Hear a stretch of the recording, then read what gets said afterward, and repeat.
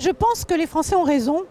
Je pense que personne jamais ne s'est dit un jour j'ai choisi pour mes vieux jours c'est l'EHPAD et que le souhait de chacun de rester chez soi, de vieillir chez soi dans son cadre habituel, c'est quelque chose d'absolument décisif. Simplement pour cela, il faut que la société française s'organise tout entière. Ça n'est pas simplement une intention voilà, qu'un beau jour on pourrait mettre en œuvre sans une réelle volonté politique et sans un choix concerté. Alors pour dynamiser ce secteur, Nicolas Sarkozy a d'emblée, dès le début de la campagne des élections primaires de la droite républicaine et du centre, pris une option extrêmement forte, celle de la suppression totale des charges sur les emplois familiaux. C'est une mesure marqueur, c'est une mesure emblématique qui signale la volonté politique très forte qui est la sienne de faire que la nation s'organise pour soutenir l'emploi familial et pour faire en sorte que nos compatriotes puissent en bénéficier partout sur le territoire. Évidemment, cela sera accompagné d'un plan considérable sur le maintien en autonomie de nos compatriotes, quelle que soit leur situation de dépendance, de perte d'autonomie ou tout simplement de pathologie chronique. C'est vrai aussi pour l'accompagnement de la petite enfance, pour permettre à nos compatriotes de garder une activité professionnelle et une vie familiale digne. Cela nécessite également des mesures budgétaires, une véritable orientation économique de notre société qui doit faire des choix. Moi, je considère aujourd'hui que les acteurs sont porteurs de solutions extrêmement innovantes.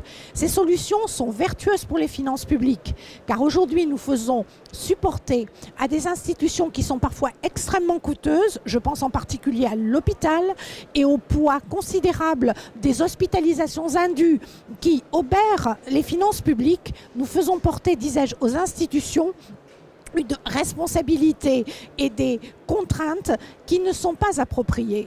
Parfois, des solutions plus personnalisées, plus simples, plus efficientes apportent un meilleur confort d'usage, de meilleures capacités de prévention et surtout une réponse de qualité à nos compatriotes. Je crois qu'il faut refaire de la politique avec ces sujets. Pas de la politique politicienne, une politique qui dise clairement à l'ensemble de nos compatriotes que les orientations de notre pays vont vers une qualité de vie ensemble et vers la prévention de ces grandes exclusions que sont au fond les dépendances lourdes. Je crois que trop souvent, on a fait de la politique du logement une politique purement infrastructurelle, où les enjeux étaient des enjeux de construction et d'équipement. Aujourd'hui, il faut se préparer à aborder la politique du logement sous un angle fonctionnel. Le logement, c'est une fonctionnalité. Il faut donc s'orienter vers des politiques d'aménagement et pas simplement d'infrastructures en matière de logement. Prenons un exemple. Comment imaginer prévoir une hospitalisation à domicile dans un appartement qui serait situé sous les combles, dans un 5e étage sans ascenseur et dans des conditions de salubrité ou des conditions sanitaires insuffisantes? Ça n'est pas possible. Pour cela, il faut amener la politique du logement à reconsidérer ses orientations, à reconsidérer des choix vers ses fonctionnalités plutôt que vers ses seuls équipements. Alors à partir de là, tout est possible. L'EHPAD, la résidence-service, naturellement, le logement de la personne, mais à la condition de prévoir des possibles allers-retours, de faire que les solutions ne soient pas exclusivement fléchées vers un besoin.